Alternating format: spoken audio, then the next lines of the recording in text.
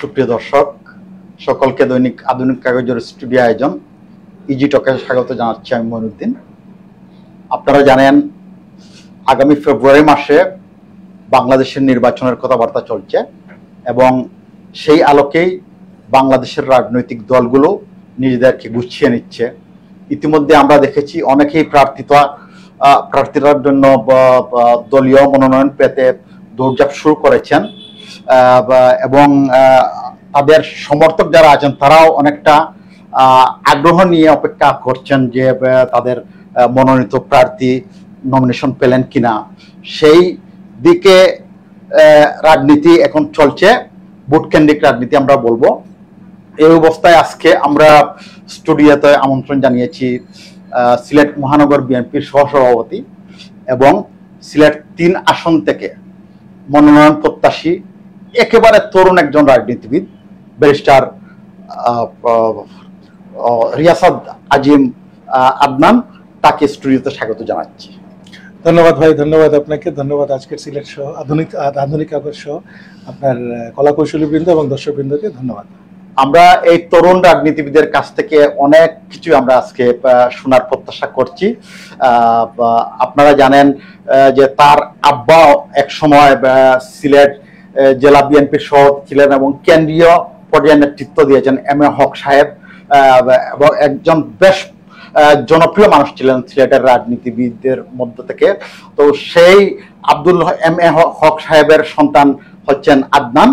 আমরা তাকে দিয়ে শুরু করছি আজকে যে আপনার পিতা দীর্ঘদিন আসলে রাজনীতি করেছিলেন এবং মানুষের কল্যাণেই সেটা হয়েছিল। সেই পথ আপনি অনুসরণ করে বিএনপিতে আপনি কেন আসলেন? That's a very big question. অনেক কঠিন প্রশ্ন হয়ে গেল, বিএনপিতে আমি কেন আসলাম। আপনি দেখেন যে বিএনপি কোন আদর্শের রাজনীতি করে, এই প্রশ্নের উত্তর দিলে একটু লম্বা হয়ে যাবে। প্রথমে আমি শুরু করতে হবে যে বিএনপি কোন আদর্শের রাজনীতি করে। এই উত্তর পাইলে আমাদের সাংগঠনিক কাঠামোতে আপনি যেতে হবে। দেখেন, বিএনপির রাজনীতির মূল লক্ষ্য হচ্ছে আল্লাহর উপরে বিশ্বাস, জাতীয়তাবাদ, বাংলাদেশের সার্বভৌমত্ব এবং গণতন্ত্র। এখন একজন মুসলমান হিসেবে আমি মনে করি যে বর্তমান বাস্তবতায় বাংলাদেশের একমাত্র রাজনৈতিক দল বিএনপি যে ধর্মকে ব্যবহার করে না কিন্তু ধর্মকে অনুসরণ করে, এবং সেই সুবাদে আমি মনে করি বিএনপি যথার্থ রাজনৈতিক দল। দ্বিতীয়ত, আমি আমার দেশের সাথে, দেশের স্বার্থে, দেশপ্রেম এবং এই আবেগ ছোটবেলা থেকে আমার ভেতরে ছিল। দেশপ্রেম, দেশের সার্বভৌমত্ব বিএনপির প্রতীক হয়ে দাঁড়িয়েছে। 1971 সাল থেকে দেশ সৃষ্টির শুরু থেকে যখন যে সংগ্রামটা হয়, সেখানে বিএনপির নেতৃবৃন্দ, বিএনপির প্রতিষ্ঠাকালীন নেতৃবৃন্দরা, ওনারা শুধু আন্দোলন করেই শেষ হননি, ওনারা সেই আন্দোলনে, সেই সংগ্রামে সশস্ত্রভাবে, প্রত্যক্ষভাবে ইনভলভ হয়েছিলেন। এবং দেশ যখন স্বাধীনতা পরবর্তীতে বিভিন্ন ঐতিহাসিক ঘটনার সময় দেশ যখন তলাবিহীন ঝুড়ি হিসেবে পৃথিবীতে আবির্ভূত হলো, পরিচিত হলো, তখন এই বিএনপির প্রতিষ্ঠাতা শহীদ রাষ্ট্রপতি জিয়াউর রহমানের হাত ধরে আবার আশার আলো দেখতে শুরু করল। তো এক, ধর্মীয়ভাবে আমি মনে করি একজন মুসলমান হিসেবে আমার বিশ্বাসের সাথে এটি অ্যালাইন্ড করে। 2, একজন বাংলাদেশি নাগরিক হিসেবে আমি মনে করি যে আমার দেশপ্রেমের সাথে বিএনপি অ্যালাইন করে। এবং 3, একজন ব্যবসায়ী, একজন পরবর্তী প্রজন্মের প্রতিনিধি হিসেবে আমি মনে করি দেশের ভবিষ্যৎ সুরক্ষা বিএনপির দ্বারাই বেশিরভাগ ক্ষেত্রে সংগঠিত হয়েছে।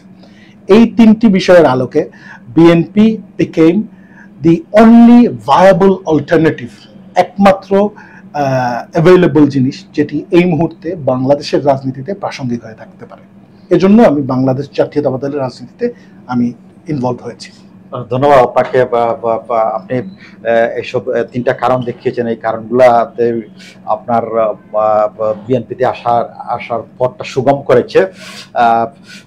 আপনার পিতা সম্পর্কে আর একটি প্রশ্ন করে আমরা অন্য প্রসঙ্গে যাব, যে তিনি গণমানুষের জন্য দীর্ঘদিন কাজ করেছিলেন এবং তার বাড়ি যেহেতু দক্ষিণ সুরমার মানুষের জন্য কাজ করেছেন। আপনি দক্ষিণ সুরমার একজন বাসিন্দা হিসাবে, স্থায়ী বাসিন্দা হিসাবে সেখানকার মানুষের কল্যাণে আপনার কাজগুলো কি হতে পারে একটু সংক্ষেপে বলবো, পরে আমরা বিস্তারিত আলোচনা করব। এক কথায় বলে ফেলি আপনাকে, যে এখন তো আমরা রাজনীতিবিদ হিসেবে সিলেটের মানুষের কাছে পরিচয় পাচ্ছেন। যখন আমি ইউনিভার্সিটির ছাত্র ছিলাম 2008 সালে, তখন আমরা হক ফাউন্ডেশন নামে একটি দাতব্য প্রতিষ্ঠান গঠন করেছিলাম। সেই 2008 সালের দাতব্য প্রতিষ্ঠান আজকে 2025 সাল। তো যখন আমাদের রাজনীতির কোনো পরিকল্পনা ছিল না, যখন 2000 17 বছরের রাজনীতি বা রাজনীতিবিদ বা নির্বাচিত হওয়ার কোনো বাস্তব সম্ভাবনা ছিল না, তখন থেকে আজ পর্যন্ত আমি শত শত ঘরবাড়ি আমরা আমাদের এই প্রতিষ্ঠান থেকে নির্মাণ করেছি। হাজারের উপরও আমরা নলকূপ স্থাপন করেছি। আমরা স্যানিটারি ফ্যাসিলিটি দেওয়ার জন্য কত 3 উপজেলায় কয়েকশো পরিবারের কাছে আমরা গিয়েছি।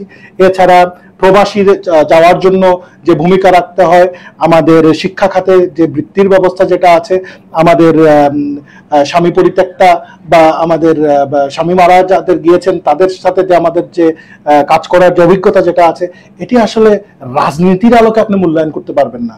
আমাদের আর্থসামাজিক অবস্থা আল্লাহ আমাদেরকে এই সুযোগ করে দিয়েছে। তো এটি রাজনীতি আমাদের ক্যারিয়ার চয়েস হওয়ার অনেক আগ থেকেই আমরা এই এলাকাতে আমরা এই কাজগুলো করে যাচ্ছি। তো এটির ধারাবাহিকতায় আজকের বাস্তবতায় হয়তো আমি রাজনীতিবিদ হয়ে ওঠার চেষ্টা করছি, বাট সামাজিক অ্যাক্টিভিটি আমাদের 2008 সাল থেকে চলছে।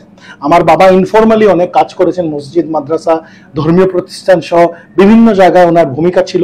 তো এই জিনিসগুলোকে আমরা প্রাতিষ্ঠানিক রূপ দেওয়ার চেষ্টা করেছি দ্বিতীয় প্রজন্মের প্রতিনিধি হিসেবে। ধন্যবাদ আপনাকে, চমৎকার বলেছেন আপনি। আমরা আসলে যে জিনিসটি এখন ফোকাস করতে যাচ্ছি যে ফেব্রুয়ারিতে ইলেকশন হবে কিংবা হবে না, এরকম একটা বিষয় নিয়ে ধোঁয়াশা সৃষ্টি হয়েছে। অনেকেই বলছেন যে নির্বাচন হয়ে যাবে, আবার কেউ কেউ বলছেন যে নাও হতে পারে, নানান তারা বিভিন্ন কারণ দেখাচ্ছেন। তো আপনারা কি মনে করেন যে ফেব্রুয়ারিতে ইলেকশন কতটুকু হচ্ছে? আমি দৃঢ়ভাবে বিশ্বাস করি যে বাংলাদেশের বর্তমান পরিস্থিতিতে একটি সুষ্ঠু গ্রহণযোগ্য নির্বাচন ছাড়া আর কোনো পথ খালি নাই। বাংলাদেশের স্থিতিশীলতা ফেরাতে, বাংলাদেশের বিনিয়োগের পরিস্থিতি ফেরাতে, কর্মসংস্থানের সুযোগ ফেরাতে, অর্থনীতিকে তার পুনরূপ জায়গায় ফেরত নিতে এবং একবিংশ শতাব্দীর চ্যালেঞ্জ মোকাবেলা করতে হলে স্থিতিশীলতা আনতে হবে। এই স্থিতিশীলতা আনতে হলে নির্বাচন অনুষ্ঠান করা ছাড়া আর কোনো বিকল্প নাই। তো আমরা আশাবাদী, আমরা বিশ্বাস করি, দল হিসেবে আমরা প্রস্তুতি নিচ্ছি যে ফেব্রুয়ারির নির্বাচন হবে, সেই নির্বাচনে আমরা দলগতভাবে অংশগ্রহণ করব এবং জনগণের প্রত্যক্ষ ভোটে ভোটপ্রাপ্ত হয়ে আমরা ইনশাল্লাহ বাংলাদেশের সরকার গঠন করব। তাহলে আপনাদের দৃঢ় বিশ্বাস যে ফেব্রুয়ারিতে নির্বাচন হচ্ছে এবং এটা দেশের মানুষও এটা বিশ্বাস করে যে ফেব্রুয়ারিতে নির্বাচন হবে। তো এই নির্বাচনকে কেন্দ্র করে আসলে অনেক প্রার্থী বিএনপিতে আমরা দেখতে পাচ্ছি যে একটা আসনে হয়তো 5 জন, 7 জন, 12 জন এরকম আছেন। তো দক্ষিণ সুরমার ক্ষেত্রে সিলেট 3 আসন, যেহেতু আপনি সেখানকার বাসিন্দা, তো একটা প্রশ্ন হচ্ছে যে ওই এলাকায় আসলে আপনি একজন তরুণ ক্যান্ডিডেট হিসাবে হয়তো মনোনয়ন দৌড়ে থাকতে পারেন, এটা বা আপনি চেষ্টাও করছেন দল থেকে মনোনয়ন পাওয়ার জন্য। আপনি কতটা আশাবাদী যে এই ব্যাপারে আপনি মনোনয়ন পেতে পারেন দল থেকে? এখানে দুইটি বিষয় আসছে, আমাদের অনেক প্রার্থী এবং আমি কিভাবে আমার নিজের সম্ভাবনাকে মূল্যায়ন করছি। তো প্রথম অংশ যেটা হচ্ছে, বিএনপি একটি বিশাল রাজনৈতিক দল। বিএনপি দেশের অভ্যন্তরে যেভাবে ফ্যাসিবাদ বিরোধী আন্দোলন করেছে, দেশের বাইরে প্রবাসেও ফ্যাসিবাদ বিরোধী আন্দোলন করেছে। ইউরোপ, আমেরিকা সহ, মিডল ইস্ট সহ সারা বিশ্বে এই ফ্যাসিবাদের মূল চরিত্রটাকে আমরা তুলে ধরতে পেরেছিল বিএনপি। কারণ বাংলাদেশে আপনি জানেন গণমাধ্যমের স্বাধীনতা ছিল না, সামাজিক বিবেকের কণ্ঠ তারা রুদ্ধ করে দিয়েছিল, রাজনৈতিকভাবে আমরা বক্তব্য দিলে সেটি প্রচার করার সুযোগ ছিল না। বিএনপির নেতাকর্মীরা সারা পৃথিবীতে সেই ধারণাকে, সেই ফ্যাসিবাদের মূল চরিত্রের স্বরূপ উদ্ঘাটন করতে পেরেছিল। তো বিএনপির এই বিশাল কর্মী বাহিনীর, দেশে এবং বিদেশে থাকা শত শত কর্মী বাহিনী, তাদের মধ্যে অসংখ্য অগণিত যোগ্য ব্যক্তি রয়েছেন যারা সংসদ বা সাংসদ হতে পারেন।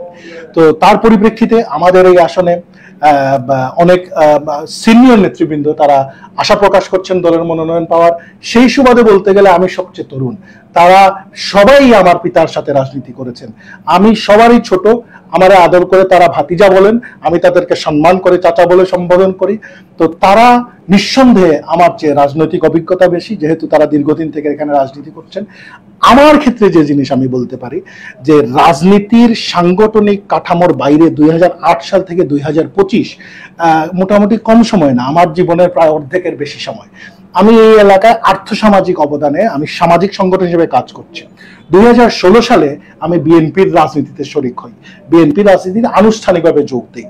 এরপরে আমি ইউনিয়নের সদস্য, বিএনপির সবচেয়ে ছোট পদ, ইউনিয়নের সদস্য থেকে ওয়ার্ডের সদস্য, উপজেলার সদস্য, মহানগর ওয়ার্ডের সদস্য, জেলা কমিটির যুগ্ম সাধারণ সম্পাদক, এখন আমি মহানগর বিএনপির সহসভাপতির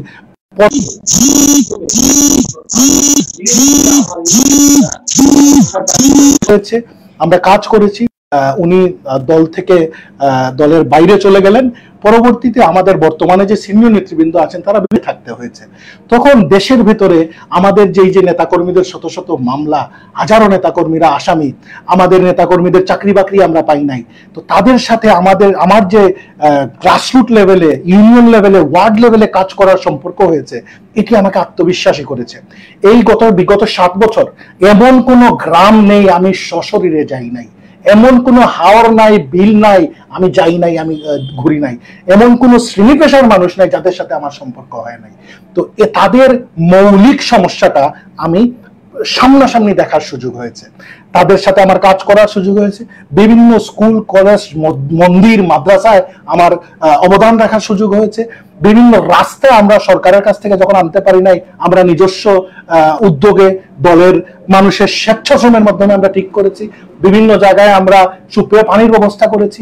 বিভিন্ন জায়গায় আমরা আমাদের নেতাকর্মীদের সামাজিক কাজে অংশ গ্রহণ করিয়েছি, রাজনীতির বিবর্তনের চেষ্টা করেছি। তো সাধারণ মানুষের মধ্যে আমার একটি সম্পর্ক হয়েছে, আমার একটি গ্রহণযোগ্যতা হয়েছে। দীর্ঘ 7 বছর ওই এলাকায় কাজ করার ফলে ওই এলাকার অর্থনৈতিক এবং সামাজিক সমস্যাগুলো আমার দেখার সুযোগ হয়েছে, ভাবার সুযোগ হয়েছে, এবং সেটি তার প্রতিকারগুলো আমার ধারণায় আসছে।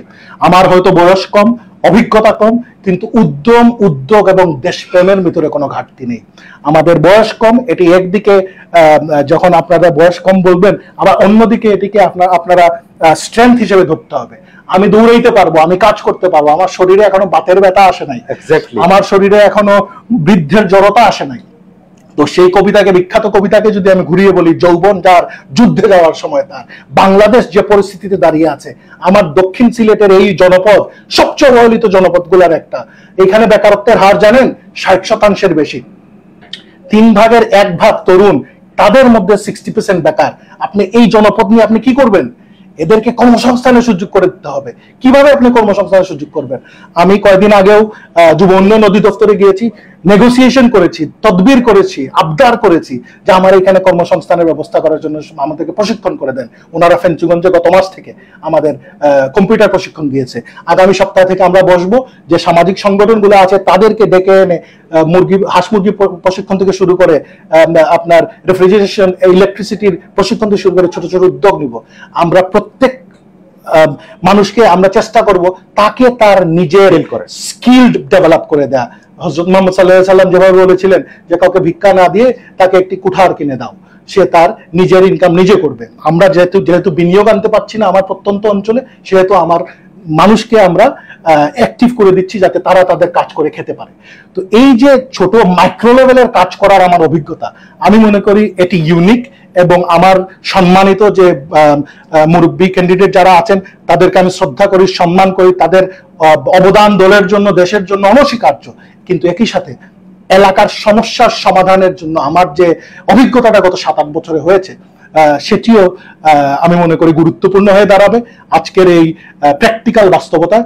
সেজন্য আমি কনফিডেন্স, আত্মবিশ্বাসের সাথে প্রার্থী হয়েছি, এবং আমার দলের সিনিয়র নেতৃবৃন্দ, দলের কেন্দ্রীয় নেতৃবৃন্দ আমাকে উৎসাহ দিচ্ছেন, কাজ করার জন্য অনুপ্রেরণা দিচ্ছেন, এবং তাই আমি মনে করি আমি আত্মবিশ্বাসের সাথে এখানে মনোনয়ন প্রত্যাশা করছি।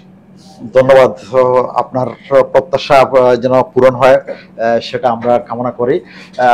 একই সাথে একটি প্রশ্ন, যে সেখানে তো আপনি নিজেও বলেছেন 60% মানুষ বেকার, কর্মক্ষম মানুষ বেকার হয়ে আছে। তো তরুণদের ভাবনায় আপনার সাথে তাদের কতটা মিল পাওয়া যায়? এটা দেখুন, তরুণের সংজ্ঞা কি?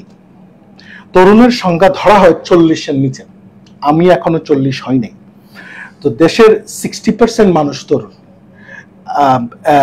60% মানুষ যেহেতু তরুণ, আমিও তাদের মধ্যে পড়ি। তো তারুণ্যের ভাবনার সাথে প্রাকৃতিকভাবে তাদের সাথে আমার সম্পর্কটা আমার শ্রদ্ধেয় অন্যান্য ক্যান্ডিডেটদের স্বাভাবিকভাবে একটু বেশি হওয়ারই কথা। তাদের স্বপ্ন, তাদের আকাঙ্ক্ষা, তাদের ভয়, তাদের শঙ্কা আমার মনে হয় বয়সের কারণে হোক, একই জেনারেশনের কারণে হোক, আমি অনুধাবন করতে পারছি তাদের চেয়ে, অন্যদের চেয়ে একটু বেশি।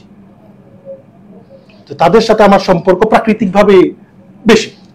যাই হোক, আপনার স্বপ্নটা আপনি হয়তো চেষ্টা করছেন যে তাদের মধ্যে ছড়িয়ে দিতে। অবশ্যই তাদের মধ্যে ছড়িয়ে দিতে আল্লাহ আমাকে সুযোগ করে দিয়েছেন। আমি বিভিন্ন জায়গায় পড়ালেখা করার সুযোগ হয়েছে, সর্বোচ্চ জায়গায় পড়ালেখা করতে পেরেছি, দেশকে ভালোবেসে দেশে ফেরত এসেছি। আমার সেই সুযোগকে আমি কাজে লাগাইতে চাই, আমার সেই অভিজ্ঞতাকে আমি কাজে লাগাইতে চাই। আমি 11 বছর একটা বিশ্ববিদ্যালয়ে পড়িয়েছি। তো তাদের সাথে, তরুণদের সাথে আমার সম্পর্কটা আসলে পেশাগতভাবে হয়েছে। 1, পেশাগতভাবে হয়েছে; 2, প্রাকৃতিকভাবে বয়সের কারণে হয়েছে; 3, গ্রাসরুট লেভেলে কাজ করার জন্য হয়েছে। তো তাদের স্বপ্ন, তাদের শঙ্কা আমার ধারণা আমি ফার্স্ট হ্যান্ড উপলব্ধি করতে পারি।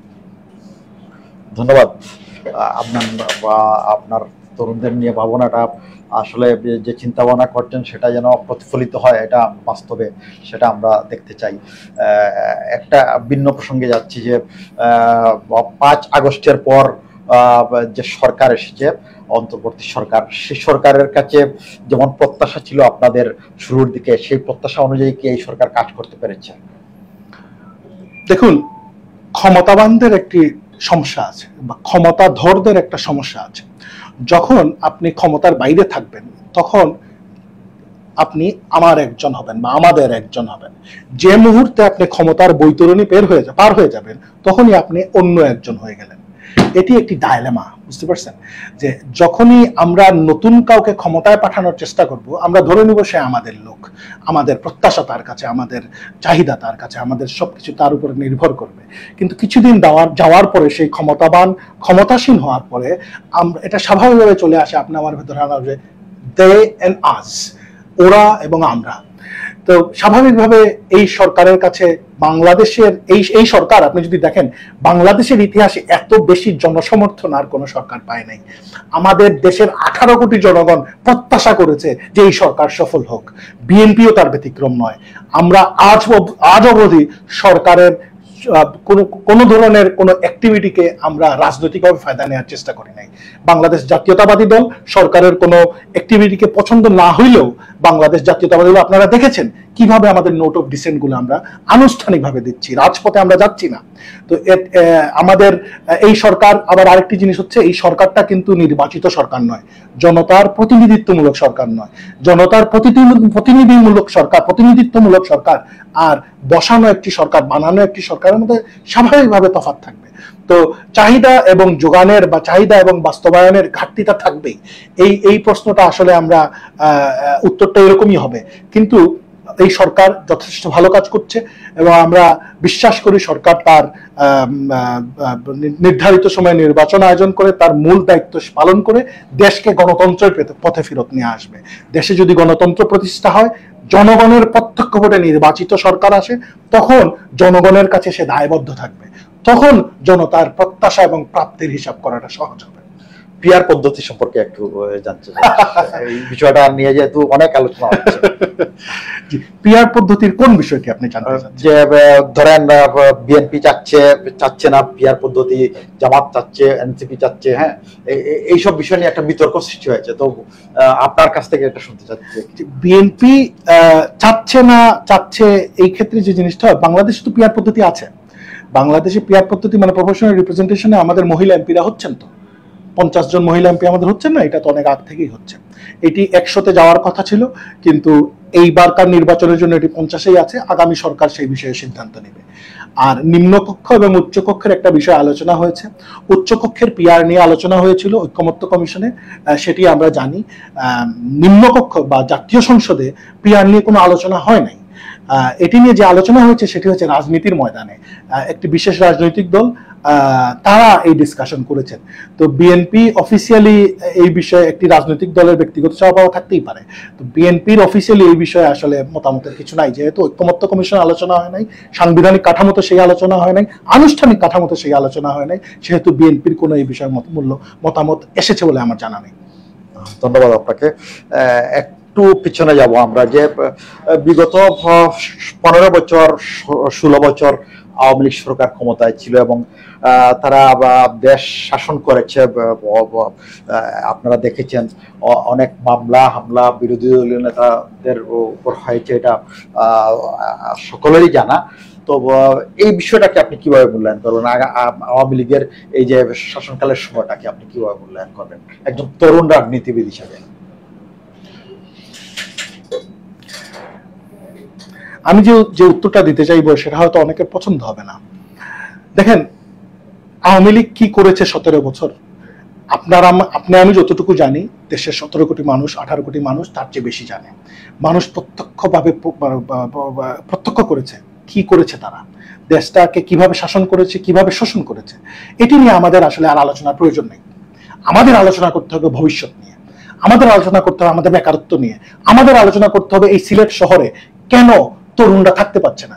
আমি আলোচনা করতে হবে কেন আমার এই যে প্রতি বছর হাজার হাজার ছাত্র ইউনিভার্সিটি থেকে বেরোচ্ছে তাদের আমি সিলেট রাখতে পারছি না, দেশে রাখতে পারছি না। আমরা এই বিষয়টাই আওয়ামী লীগের রাজনীতি কেমন ছিল ইতিহাস সেটি মূল্যায়ন করবে। দেশের জনতা 5 তারিখে এটির উত্তর দিয়ে দিয়েছে। আমাদের জন্য যেটি প্রয়োজন, আমরা ভবিষ্যতের রাজনীতিবিদ, তরুণ প্রজন্মের রাজনীতি যেটি প্রয়োজন, সেটি হলো সেই দানব যাতে আমরা কখনো না হয়ে উঠি, এই শিক্ষা যাতে আমরা নেই, সেই সবক যাতে আমরা নেই, এটি আমার কাছে গুরুত্বপূর্ণ। তরুণরা আসলে যে স্বপ্ন দেখে সেই স্বপ্নটা অনেক ক্ষেত্রেই বাধাগ্রস্ত হয় বিভিন্ন কারণে, আমাদের দেশে হয় না। তো আপনি আসলে ওই যে তরুণদের স্বপ্নের কথা বলেছেন, আসলে আমরাও শুনতে চাই আপনার মুখ থেকে যে আপনারা তরুণরা বিশেষ করে কি ধরনের স্বপ্ন দেখেন, কেমন বাংলাদেশ চান? আপনি তো বিভিন্ন দেশ ঘুরেছেন, পৃথিবীর বিভিন্ন দেশে গিয়েছেন, মানুষের সাথে মিশেছেন, কেমন বাংলাদেশ আপনি চান? এই বিষয়ে যদি আমরা কথা বলা শুরু করি, এই রাত শেষ হয়ে যাবে, কালকের দিন শেষ হয়ে যাবে, কিন্তু আমাদের কথা শেষ হবে না। এই স্বপ্নের কোনো শেষ নাই। এক কথা যদি বলতে হয়, মানুষের মতো বাঁচতে চাই, জীবনের আসল মানে নিয়ে আমরা এই সমাজটা বাঁচতে চাই। দেখেন, আমাদের সমাজের দিকে যদি আপনি তাকান, দেখবেন আমাদের জৈবিক জীবন আছে, আমাদের মানবিক জীবনটা কোথায়? আমরা দৈনন্দিন কাজ করছি, রুজি করছি, ইনকাম করছি, কিন্তু কি খাচ্ছি? আমরা খাচ্ছিটা কি সেটির কোনো নিশ্চয়তা আছে? আমরা যখন অসুস্থ হচ্ছি আমরা চিকিৎসা সেবাটা কি পাচ্ছি? আমার শিক্ষা ব্যবস্থাটাকে আপনি দেখেন, পৃথিবী বলতেছে, পৃথিবীর সব জায়গা থেকে আন্তর্জাতিক মান বলতেছে আমার ইন্টারমিডিয়েট হচ্ছে ইন্টারন্যাশনাল লেভেলের ক্লাস 7 এর সমান। তা আমার অন্য নাই, বস্ত্র নাই, শিক্ষা নাই, চিকিৎসা নাই, আমি মানুষ। মানুষের যে 5টি মৌলিক অধিকার নিয়ে বাঁচতে হয়, আমার শুধু বস্ত্র আছে এবং জীবন আছে। আমি লজ্জা নিবারণ করে হাঁটছি, আমি জৈবিক জীবন পাচ্ছি, আমার মানবিক জীবন কোথায়? মানবাধিকার, গণতন্ত্র, রাজনীতি এগুলো আসলে অনেক পরে চলে যাচ্ছে। আমার মৌলিক চাহিদাই তো আমার এলাকায়, আমার দেশে আমরা পূরণ করতে পারছি।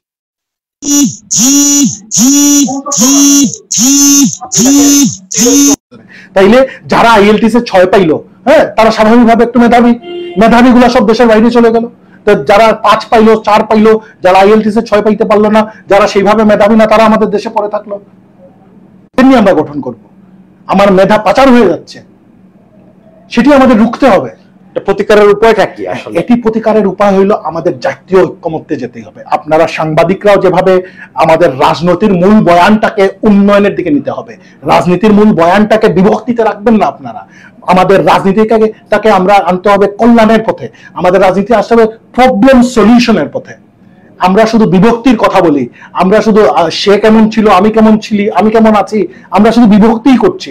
আমরা ঐক্যের আলোচনা শুরু করতে হবে। আমি রাজনৈতিকভাবে ক্ষমতাবান হচ্ছি কিনা এটার চেয়ে জরুরি হবে আমার সেই সমস্যা সমাধান করার ক্ষমতা আছে কিনা না। আমরা কি পলিসি নিচ্ছি, পলিসি ড্রিভেন পলিটিক্স আপনাদের শুরু করতে হবে, আমাদের রাজনীতিবিদদের শুরু করতে হবে। সেই পলিসি ছোট ছোট ভাবে হবে, স্বল্প মেয়াদে, মধ্যম মেয়াদে, দীর্ঘ মেয়াদে।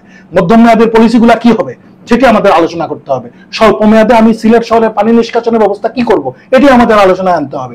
দীর্ঘমেয়াদে আমি 7 সিস্টারের সাথে ব্যবসা কোথায় করব, নেপালের সাথে আমার ব্যবসা কি হবে, আমার ত্রিপুরার সাথে ব্যবসা কি হবে, আমি আন্তর্জাতিক মানের শিক্ষা ব্যবস্থায় যাইতে পারছি কিনা না, আমাদের এই পলিসিগুলা নিয়ে কথা বলতে হবে। কর্মসংস্থান কেমনে হবে, কেমনে আমার এই এলাকায় আরো শিল্প কারখানা স্থাপন হবে, কিভাবে আমাদের লোকজন কাজ করতে পারবে, এইসব পলিসি ড্রিভেন কথাবার্তা আমাদের বলতে হবে। কখন ইলেকশন হবে, কে ভালো কে খারাপ, মনোনয়ন কে পাচ্ছে, কিভাবে হচ্ছে না, এই আলোচনাগুলো আমাদের সরে আসতে হবে। আপনাদের যেমন দায়বদ্ধতা আছে, আমাদের রাজনীতিবিদদেরও দায়বদ্ধতা আছে। রাজনীতিবিদরা কিন্তু রিঅ্যাকশনারি থাকে, যেটি সমাজে চলবে, যেটি মিডিয়াতে চলবে, আমরা সেই অনুপাতে কাজ করব। কারণ আমরা গণতন্ত্রের ব্যবসা করতে বসছি, মানে আমরা গণতন্ত্রের মাল বিক্রি করতে বলছি। We are selling idea, we are selling concept, যে যেটা চলবে বাজারে সেই মালটা আমি আমার দোকানে তুলবো, এরকমই তো হয়, তাই না? যেহেতু এটি গণতন্ত্র, আপনারা প্রশ্ন করতে হবে। You have to turn around the politics. আপনি প্রশ্ন করেন আপনি কেন নির্বাচিত হইতে চান, আপনার পলিসিগুলা কি হবে, আপনার ভিশনগুলা কি হবে। স্বপ্ন দেখাইলে হবে না, বাস্তবসম্মত পলিসিতে যেতে হবে। এইসব প্রশ্ন আপনারা উত্থাপন করবেন। তরুণ প্রজন্ম এগুলা দেখতে চায়। তরুণ প্রজন্ম দেখতে চায় না অতীতে আমি কি করেছি, কে ভালো ছিল কে খারাপ ছিল, ইতিহাস এটা জানে। আমার বাচ্চার কি হবে, আমার বাচ্চা কি আবার 20 বছর পরে রাস্তায় সংগ্রাম করতে হবে ভোটের জন্য, আমার বাচ্চা কি সুস্থ স্বাভাবিকভাবে এই দেশে জীবন পরিচালনা করতে পারবে, না তাকেও দেশ ছেড়ে পালিয়ে যেতে হবে। এইগুলা নিয়ে আমাদের আলোচনা করতে হবে। আমার ধারণা, আমার বিশ্বাস, তরুণ প্রজন্ম এইসব প্রশ্নের উত্তর চায়, বাস্তব ভিত্তিক সমাধান চায়। এই সমস্যাগুলোকে আমরা কিভাবে এগিয়ে নিতে পারবো। ধন্যবাদ। আপনার মনের অনেক বিষয় আপনি বলে ফেলেছেন।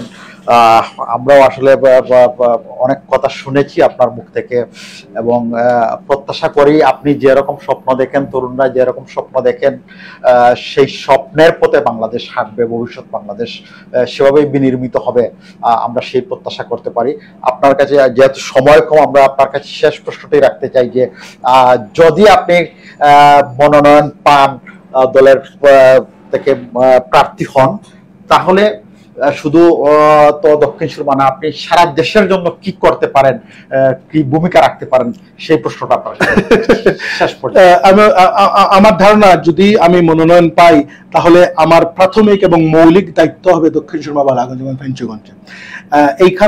এইখানকার আলোচনাই আমার মুখ্য আলোচনা হবে, এইখানকার কথাবার্তাই আমার মুখ্য কথাবার্তা হবে। এই কনস্টিটিউয়েন্সির উন্নয়নের জন্য আমাদের কাজ করার বিষয় আসবে। এই এলাকার, আমি আমার এলাকা নিয়ে বলি, যেহেতু দেশ নিয়ে কথাবার্তা আমাদের বড় সিনিয়র নেতৃবৃন্দ, কেন্দ্রীয় নেতৃবৃন্দ বলার যোগ্যতা রাখেন, আমার সেই এখতিয়ার নাই। আমার এলাকা দেখেন, আমার এলাকাটা দক্ষিণ সিলেটের, আমার দাদার জমানায় যেরকম দারোয়ান মহোদয় উনি অপারেশনও করেন মাঝে মাঝে, আমাদের 50 শয্যার বেডে উত্তীর্ণ করার একটা প্রস্তাবনা আসছে, কিন্তু আমাদের সেখানে পর্যাপ্ত ডাক্তার নাই। আমাদের সবচেয়ে বড় যে স্কুল কলেজ যেগুলো আছে সেগুলোর শিক্ষার মান নিচে দিয়ে নামছে। আমাদের যোগাযোগ ব্যবস্থা বলে কোনো ব্যবস্থাই নাই। এখনো এরকম জায়গা আছে যেখানে আপনি গাড়ি দিয়ে যাবেন, গাড়ি থেকে নামবেন, 4 স্ট্রোকে উঠবেন, 4 স্ট্রোকে উঠে 4 স্ট্রোক থেকে নামবেন, পরে মোটরসাইকেলে উঠে আপনার গন্তব্যে গিয়ে পৌঁছাইতে হবে। সিলেট থেকে 16 কিলোমিটার দূরে। বালাগঞ্জ, ফেঞ্চুগঞ্জ এই অঞ্চলটা, দক্ষিণ সুরমার যোগাযোগ ব্যবস্থা মোটামুটি ভালো। তো বালাগঞ্জ, ফেঞ্চুগঞ্জের এই যে একটা যোগাযোগের বিষয়, এই যোগাযোগ খাতটাকে হাত দিতে হবে। এখানে কারিগরি প্রশিক্ষণের ব্যবস্থা করতে হবে, যাতে আমাদের মানব শক্তি মানব সম্পদে পরিণত হয়। আমাদের শিক্ষা ব্যবস্থাকে এখানে উন্নত করতে হবে। উন্নত করতে হবে বলতে আমি অক্সফোর্ড ইউনিভার্সিটিতে সিলেটে বালাগঞ্জে দক্ষিণ সুরমা এনে বসাইতে পারবো না। আমাদের যেখানে শিক্ষক থাকার কথা 18 জন, সেই জায়গায় আমার ডিএন কলেজে শিক্ষক আছেন 4 জন। আমার কলেজের শিক্ষক অপর্যাপ্ত। এইখানে আমাদের নিয়ে আসতে হবে।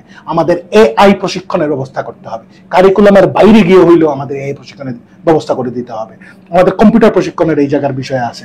আমাদের মেডিকেল, আমাদের যে হসপিটাল যেটা আছে সেটা 50 শয্যায় উত্তীর্ণ করা হয়েছে, কিন্তু পর্যাপ্ত নিয়োগের সেখানে ব্যবস্থা করতে হবে। দক্ষিণ সুরমায় নতুন একটি বেসিক শিল্প নগরী প্রতিষ্ঠা করার জন্য প্রস্তাবনা এসেছিল, কিন্তু এটা উড়ে চলে যাচ্ছে। সেটি প্রতিষ্ঠা করতে হবে। এইখানে শুধু বেসিক প্রতিষ্ঠা করলে হবে না, এখানে বন্ডেড ওয়্যারহাউস ফ্যাসিলিটি দিতে হবে। বন্ড ওয়্যারহাউস ফ্যাসিলিটি দিলে কি হবে জানেন? বন্ড ওয়্যারহাউস ফ্যাসিলিটি দিলে আমদানি করতে হলে আর শুল্ক প্রদান করতে হবে না। যে মুহূর্তে আপনি এটি দিবেন, গ্যাস আছে আপনার এলাকায়, বিনিয়োগ আসা শুরু হবে পুরো বাংলাদেশ থেকে, কারণ রপ্তানিমুখী শিল্পের বিনিয়োগ আসবে। এখানে যখন বিনিয়োগ আসবে, কর্মসংস্থান তো আপনি সিঙ্গাপুর থেকে করবেন না, এই দক্ষিণ সুরমা ফেঞ্চুগঞ্জের মানুষ এখানে কাজ করবে।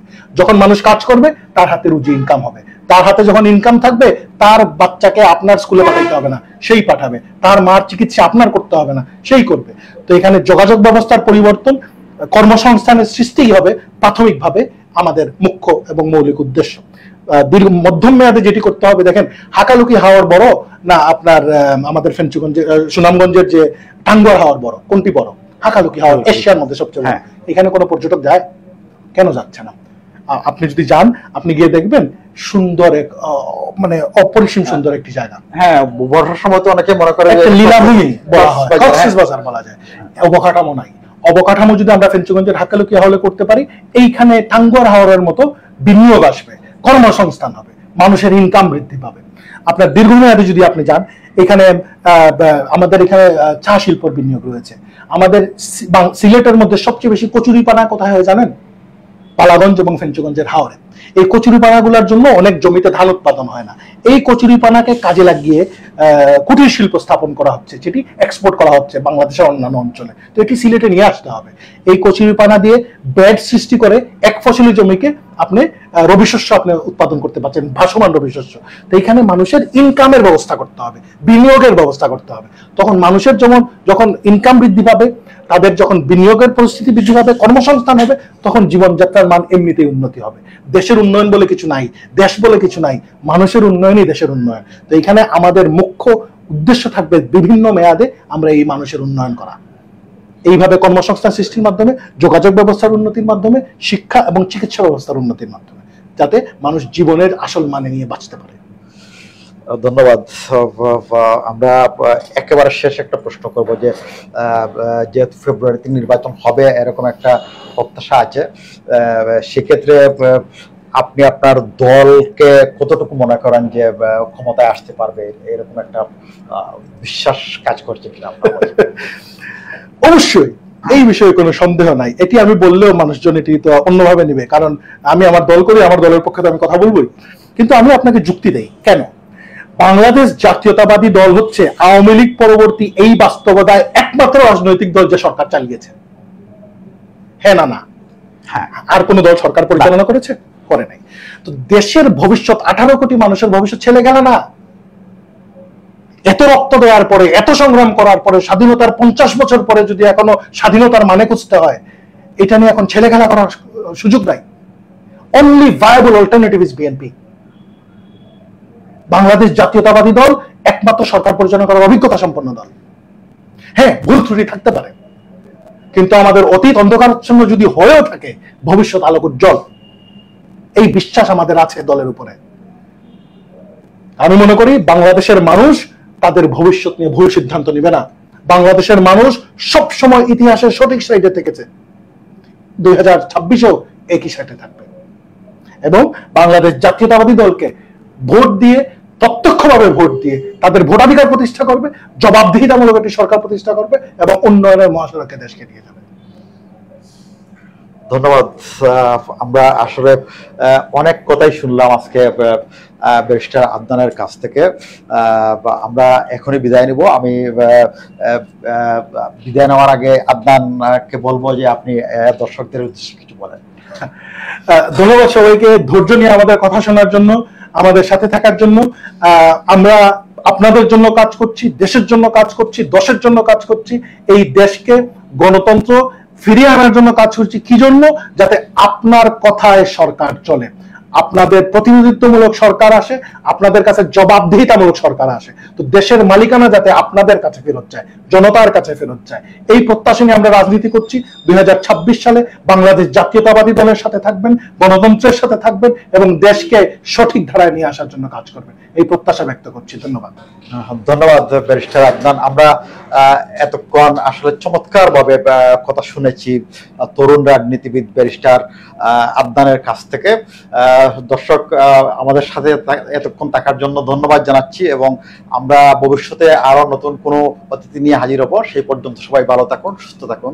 খোদা হাফেজ।